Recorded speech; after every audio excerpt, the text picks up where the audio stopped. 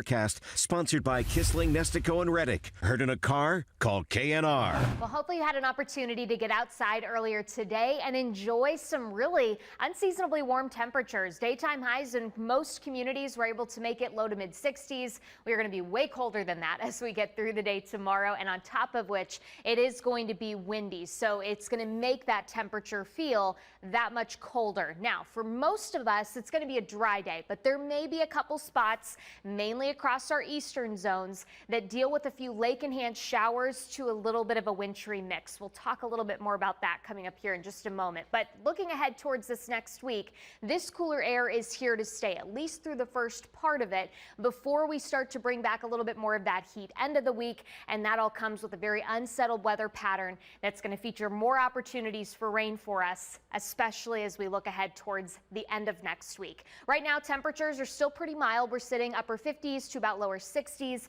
but you'll notice that steady drop in your temperature next several hours as that wind changes back out of the northwest, and that's what's going to source the much colder air for us by tomorrow morning. Most of us waking up kind of in that low 40-degree range, and at best, maybe you gain a degree or two as you go through the course of tomorrow afternoon.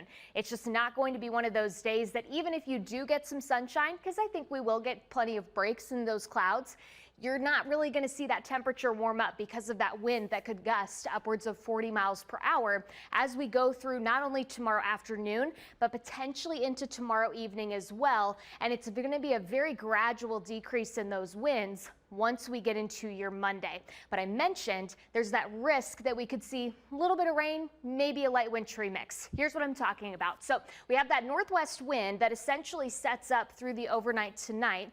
It should help to kind of clear things out, at least initially, as we're bringing in some slightly drier air. But keep in mind that northwest wind is still coming in off of Lake Erie, and we may get a little bit of help from some of the other Great Lakes that you pull in a little bit more moisture, mainly focused across our eastern zones. Basically, if you're west of I-77 and I-71, you don't have a whole lot of a great opportunity to see any of this rain through the day tomorrow. And I do think it's going to take some time to build this moisture in.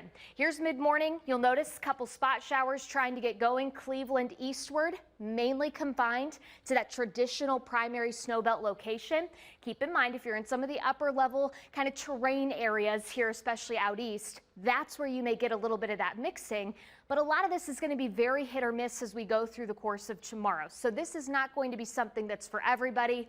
One thing everybody's going to feel is the wind and certainly that colder air that starts to work back in. You'll notice it holds on with us headed into the early part of this next week, and we've got not only a midweek but a late week opportunity for rain. We're going to talk a little bit more about what that pattern brings us in just a few minutes.